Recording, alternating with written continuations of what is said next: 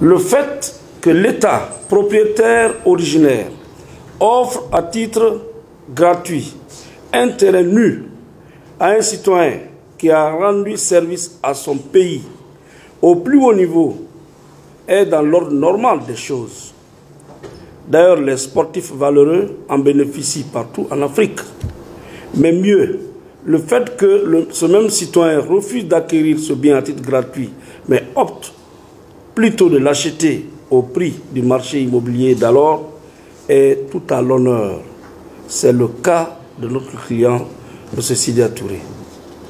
En effet, le 4 décembre 1996, le président de la République d'alors, Feu général Lansana Conté, avait pris le décret 195 attribuant à M. Sidya Touré la parcelle numéro 13 du lot 24 du plan cadastral de Taouya cité de 3 342,36 mètres carrés. M. Sidya Touré a souhaité acheter coûte que coûte la dite parcelle et le paiement de la somme de 33 423 600 francs guinéens a été effectué le 28 janvier 1997 par voie de notaire directement versé au trésor public. En réalité, que reproche-t-on à M. Sidya Touré d'avoir acheté un terrain avec l'État guinéen et d'en être par conséquent devenu propriétaire? L'on peut bien se demander de quel droit l'État peut exiger l'expulsion d'un propriétaire de sa propre maison. L'État aujourd'hui se comporte comme un propriétaire alors qu'il ne l'est pas. Il faut avoir le courage de le reconnaître. L'État n'a pas le droit d'exiger de M. Sidya Touré de quitter sa maison ou sa propriété. En réalité, le vendeur ne peut réclamer la chose vendue, dont l'acheteur en est devenu propriétaire, c'est-à-dire le maître absolu. Il ne le peut parce que son droit de propriété est passé à l'acheteur. Il n'a donc aucun pouvoir sur la chose vendue. Ce n'est que l'acheteur, à savoir M. Sidya Touré, qui peut interdire quiconque de porter atteinte à sa propriété. C'est la loi de la République de Guinée qui le veut ainsi. Si l'État veut revendiquer un quelconque droit sur le domaine de M. Sidya Touré, il devait agir comme le prescrit le Code civil et le Code de procédure civile. L'État, comme tout sujet de droit, doit se soumettre aux lois en vigueur, car l'égalité de tous devant la loi est garantie par le Code civil.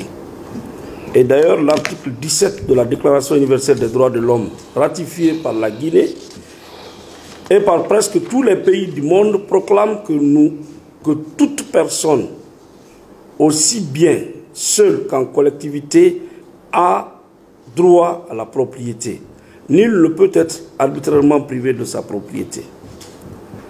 Tout comme les enfants doivent assumer le respect et respecter tous les actes juridiques passés par leurs parents, leurs vivants, de même, les autorités étatiques actuelles doivent respecter le principe de la continuité des actes passés par leurs prédécesseurs.